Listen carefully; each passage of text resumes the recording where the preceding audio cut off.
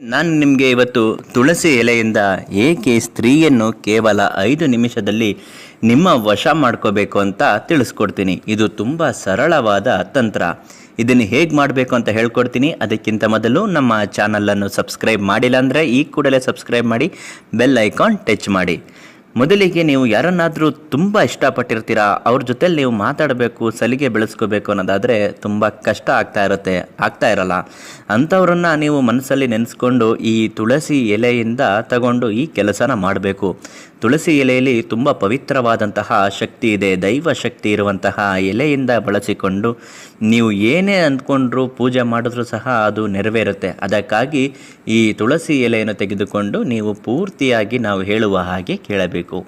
ಮೊದಲಿಗೆ ನೀವು ಯಾರನ್ನು ತುಂಬ ಇಷ್ಟಪಟ್ಟಿರ್ತೀರಾ ಅವ್ರನ್ನ ಹೆಸರನ್ನು ಬರೀಬೇಕಾಗುತ್ತೆ. ಉದಾಹರಣೆಗೆ ಸೌಮ್ಯ ಅಂತ ಹುಡುಗಿ ಹೆಸರಾಗಿದ್ದರೆ ತುಳಸಿ ಎಲೆ ಮೇಲೆ ಸೌಮ್ಯ ಅಂತ ಬರ್ಕೊಬೇಕು. ಈ ರೀತಿ ಸೌಮ್ಯ ಅಂತ ಬರ್ಕೊಳ್ಳಿ.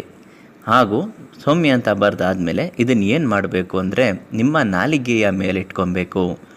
ನಾಲಿಗೆ ಮೇಲೆ ಇಟ್ಕೊಂಡು ಅವ್ರ ಹೆಸರನ್ನ 21 ಬಾರಿ ಹೇಳುತ್ತಾ ಇರಬೇಕು. 21 ಬಾರಿ ಹೇಳುವಾಗಲೂ ಅವರಿಂದ ನಿಮಗೆ ಯಾವ ಕೆಲಸಗಳು ಆಗಬೇಕೋ ಅದನ್ನು ಮನಸ್ಸಿನಲ್ಲಿ ನೆನೆಸ್ಕೊತಾ ಇರಬೇಕು. ಹಾಗೂ ಅದೇ ವ್ಯಕ್ತಿನ ನೆನೆಸ್ಕೊತಾ ಇರಬೇಕು. ಬೇರೆ ಯಾವುದೇ ವಿಷಯನೂ ತಲೆಗೆ ಹಾಕೋಬಾರ್ದು. ಅವರನ್ನೇ ನೆನೆಸ್ಕೊಂಡು ಆ ಕೆಲಸ ಕಾರ್ಯಗಳು ಯಾವುದಾಗಬೇಕು ಅದನ್ನು ನೆನೆಸ್ಕೊಂಡು 21 ಬಾರಿ ವಶ್ಯಂ ಸ್ವಾಹ ಅಂತ ಹೇಳಬೇಕು. ಪ್ರತಿ ಸತಿನೂ ಅವ್ರ ಹೆಸರು ಹೇಳಿದ್ಮೇಲೆ ಸೌಮ್ಯ ವಶ್ಯಂ ಸ್ವಾಹ ಅಂತ 21 ಬಾರಿ ಈ ತುಳಸಿ ಎಲೆಯಿಂದ ಶಕ್ತಿ ಇದೆ ಅದನ್ನು ಹೇಳಿ ಆದಮೇಲೆ ಇದನ್ನು ತೆಗೆದುಕೊಂಡು ಹೋಗಿ ಸೀದಾ ನಿಮ್ಮ ಮನೆ ತಾರಸಿ ಮೇಲೆ ಇಡಬೇಕು. ಗಾಳಿ ಬಂದರೆ ಹಾರೋಗಬಾರ್ದು. ಅದನ್ನು ಒಂದು ಕಲ್ಲು ಅಥವಾ ಇನ್ನೊಂದು ಯಾವುದ್ರ ಕೆಳಗಡೆ ಇಟ್ಬಿಟ್ಟು ಪ್ರೊಟೆಕ್ಟ್ ಆಗೋ ಥರ ಇರಬೇಕು.